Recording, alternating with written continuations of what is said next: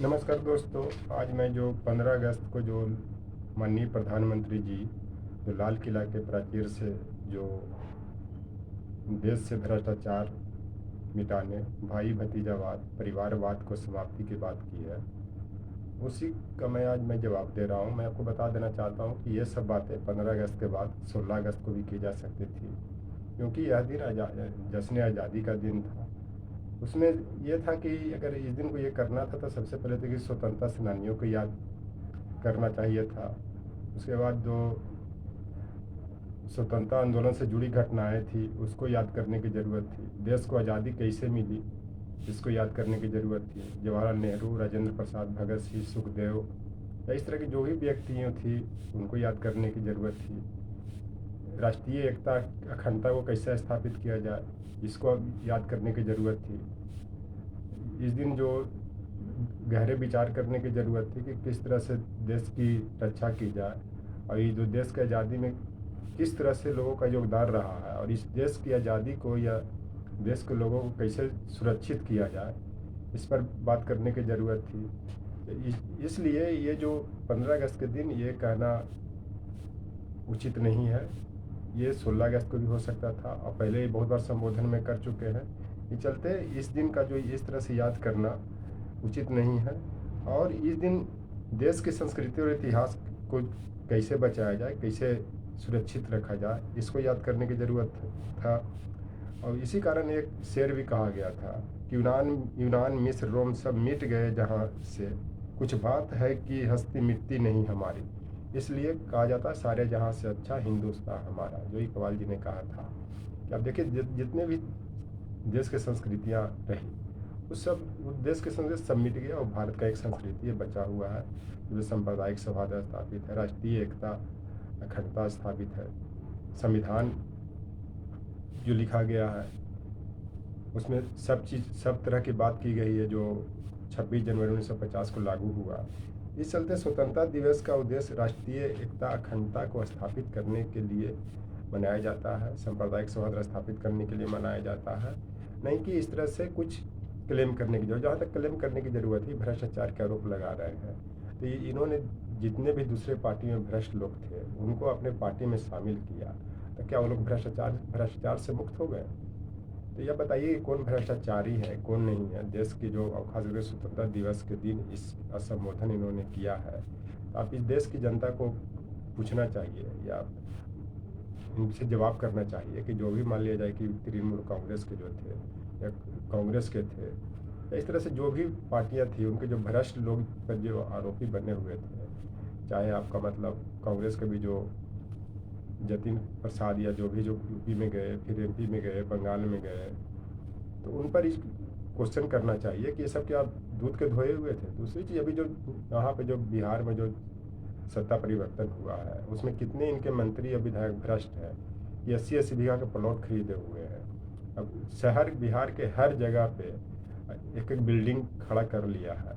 इस पर भी मैं माननीय नीतीश कुमार जी से अनुरोध करूँगा इसकी जांच करवाए और जो भी जो आज देश में जो भ्रष्टाचार की जो समाप्त करने की बात हो रही है, परिवारवाद को समाप्त करने की बात हो रही है, भाई भतीजावाद को समाप्त करने की बात हो रही है और खास करके स्वतंत्रता दिवस के दिन इन्होंने आह्वान किया है। ये नीतीश कुमार जी से मैं अनुरोध करता हूँ कि इसकी जांच करवाया जाए और जितने ही ईडी सीबीआई का दुरुपयोग कर रहे हैं उनका भी स्टेट में अपना आईबीएस सीआईडी है, उनका सहयोग से इन लोग को भी इसी तरह से खुलासा किया जाए कौन भ्रष्ट है नहीं है।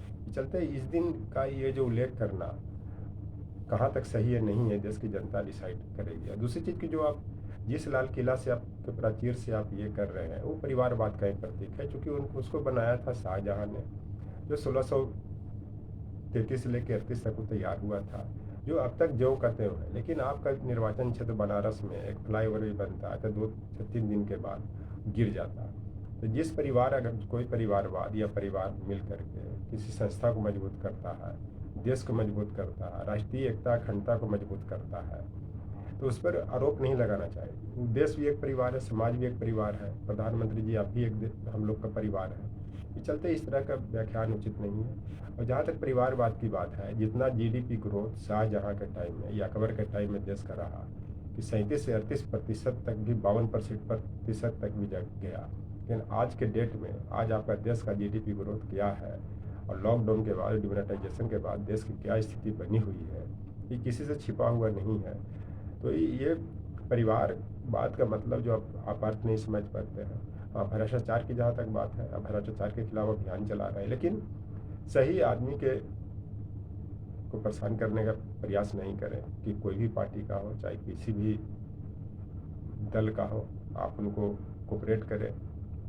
अगर देश को जो मजबूत कर रहे हैं, किसी पार्टी के रहें, किसी जाति के रहें, किसी संप्रदाय के रहें, ये ना कि जाति के नाम पर, धर्म के नाम पर उनको परेशान कर रहे हैं। ये चलते परिवारवाद होना अच्छा है, बशर्ते कि वो देश को मजबूत करे, समाज को मजबूत करे।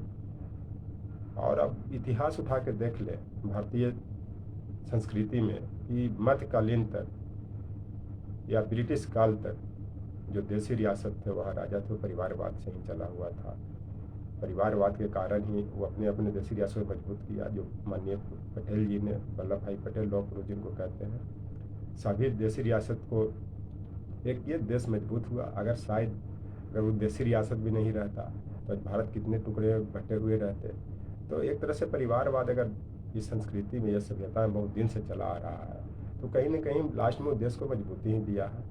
और जितने प्री पर्स के तहत जो इंदिरा गांधी ने उनको जो बंद किया था, कितने उनसे ज्वेलरी लिया गया, कितने प्रॉपर्टी ली गई, ये सब परिवारवाद के कारण ही उनको फिर देश को मिला। वो अंतर देश की मजबूती में ही काम आए। अगर जो परिवारवाद अगर मान लीजिए देश को मजबूत करने में, समाज को मजबूत करने में, आर्थिक समृद्धि को मजबूत करने में, जीडी को मजबूत करने में अगर बढ़ावा दे रहा है तो गलत नहीं। यहाँ तक तो आप गलत जो परिवारवाद की नारा, भ्रष्टाचार की नारा लगा रहे हैं, जो अडानी जैसे व्यापारी है, चाहे इस तरह से जो भी गलत व्यापारी हैं, उनको आप प्रमोट कर रहे हैं। आप प्रमोट करने वाले देश के क्या हाल बन रहा है वो किसी से छिपा नहीं है। इस सब लोग जानते हैं कि क्या हो रहा है, नहीं हो रहा है। संविधान को रक्षा करने की ज़रूरत है, धर्मनिरपेक्षता की रक्षा करने की ज़रूरत है, समाजवाद, लोकतंत्र की रक्षा करने की ज़रूरत है। ये सब बातें 15 अगस्त को होनी चाहिए थी, किंतु आज आप इस सबको रक्षा नहीं कर पा रहा है। यहाँ तक कि दिल्ली जैसे शहर में भी जो एक दूसरे संप्रदाय हैं, खास करके हिंदू मुस्लिम, अपने को असुरक्षित महसूस कर रहे हैं। कब कहाँ दंगा हो जाएगा, कब किसकी जान चली जाएगी। और मानवाधिकार की रक्षा करने की ज़रूरत है। मानवाधिकार का मतलब यही होता है कि जीवन की आधारभूत संरचना जो जीने के लिए आवश्यक है, डर पैदा नहीं हो, सब सांप्रदायिक सौहार्द स्थापित हो, ये सब बात करने की ज़रूरत है। संविधान आज़ादी और खुशहाली का दस्तावेज होता है। जिस दिन 15 अगस्त को जो आपने मनाया वो एक तरह से जश्न आज़ादी का बात करता है। देश कैसे खुशहाल बने इसकी बात करता है। ये सब बातें होनी चाहिए थी। खैर एनीवे आपने जो किया वो देश की जनता जान रही है, सब सुन रही है। इससे भारत में जो आज़ादी को जो मिली थी, वहाँ पे इसमें भी एक देशभक्ति शेर कहा गया था, जहाँ जाति भाषा से बढ़कर देश प्रेम की धारा बहती है, वह देश भारत है, वह देश भारत है, वह देश हमारा है। तो यही सब बातें के साथ मैं अपना वक्तव्य को समाप्त करता हूँ।